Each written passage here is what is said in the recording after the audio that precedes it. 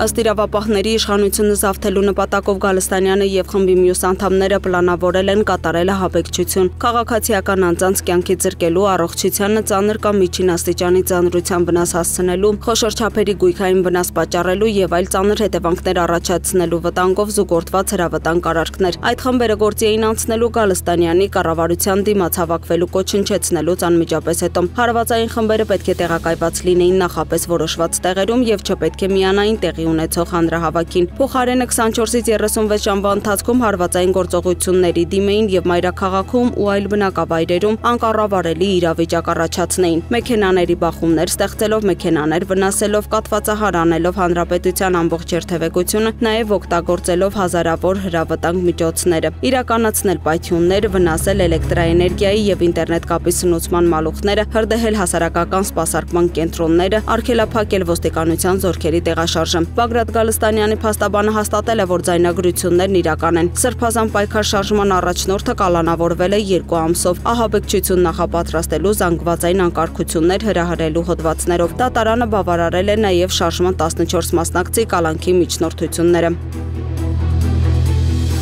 Դատավոր Մասիս Մելքոնյանը 2 ամսով կալանավորեց հայ առաքելական եկեղեցու Շիրակի թեմի առաջնորդ Միքայել arczepiskopos Աջապահյանին։ Սրբազանին մեղադրում են իշխանությունը զավթելուն, տարածքային ամբողջականությունը խախտելուն, ինքնիշխանությունից հրաժարվելուն կամ սահմանադրական կարգը բռնի տապալելուն ուղղված հրապարակային կոչեր հնչեցնելու համար։ Նա մեղադրանքը չի ընդունում։ Ըստ վարույթի նյութերի Միքայել arczepiskopos Աջապահյանը լրատվամիջոցներին տված հարցազրույցների ընթացքում հայտնել է, որ պետք է ռազմական հեղաշրջում կատարել։ Հայաստանի գլխավոր դատախազությունից հայտնում են, որ Աջապահյանի նկատմամբ քրեական վարույթ է նախաձեռնվել։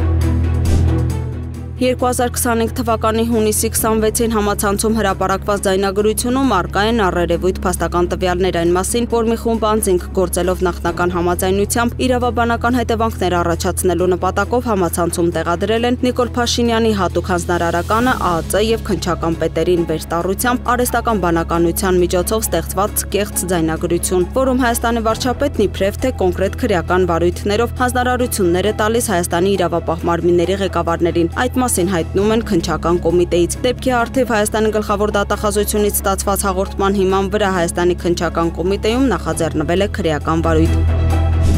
Միլիոնավոր եւ միլիարդավոր դրամի 2 հայց ընդդեմ Վանաձորի նախկին քաղաքապետի եւ Խաղավիացիայի նախկին պետի։ Դատախազությունն ապօրինի գույքի բռնագանձման պահանջով 2 խոշոր հայց է ներկայացրել դատարան։ Դրանցից մեկն առնչվում է Վանաձորը 17 տարի ղեկավարած Սամվել Դարփինյանին։ Նրանից պահանջվում է 165 միլիոն դրամ եւ 7 անշարժ գույք։ Մյուս հայցն առնչվում է Քաղաքացիական ավիացիայի գլխավոր վարչության նախկին պետ Արտյոմ Մովսեսյանին։ Նրանից պահանջվում է 1.5 միլիարդ դրամ եւ 8 անշարժ գույք։ Դարպաս գյուղի տներից մեկում տեղի է ունեցել վիճաբանություն 85-ամյա տանտիրոջ եւ նրա 54-ամյա որդու միջև, որի ընթացքում որդին հայհոյանքներ է հնչեցրել եւ հարվածներ հասցրել հորը։ Վիճող կողմերին հանդարտեցնելու համար միջամտել է հարևանությամբ բնակվող 19-ամյա մի երիտասարդ։ 54-ամյա որդին վիճել է նաեւ երիտասարդի հետ, նրա հասցեին հնչեցրել հայհոյանքներ։ Սկսվել է ծեծկրտուկ, որի ժամանակ երիտասարդը հարվածել է 54-ամյա տղամարդուն, որն էլ դանակով հարձակվել է երիտասարդի վրա։ Վերջինիս հաջողվել է խլել դանակն ու դրանով հարվածներ հասցնել 54-ամյա տղամարդու Աշոտ Ասլանյանի մարմնի տարբեր մասերին, ինչի հետևանքով էլ նա հիվանդանոցում մահացել է։ Երիտասարդը հայտնաբերվել է, ձերբակալվել եւ տեղափոխվել վարչություն, որտեղ էլ խոստովանել է արարքը։ Համայնքային ոստիկանության Մարաշի բաժնի ծառայողները Նորքի այգիներում հենց թմրանյութ տեղադրելու պահին Մայրաքաղաքի Աբովյան փողոցի բնակիչ 43-ամյա կնոջը ձերբակալել եւ տեղափոխել են բաժին։ Նրա խուզարկությամբ շինարարական ձեռնոցում հայտնաբերվել է զիպ փականով 40 փաթեթ, տարբեր քաշերի մարիխուանա տեսակի թմրանյութի նմանվող դեղնականաչավուն զանգվածներով։ Դրանց ընդհանուր քաշը մոտ 65 գրամ էր, նախաձեռնվել է քրեական վարույթ։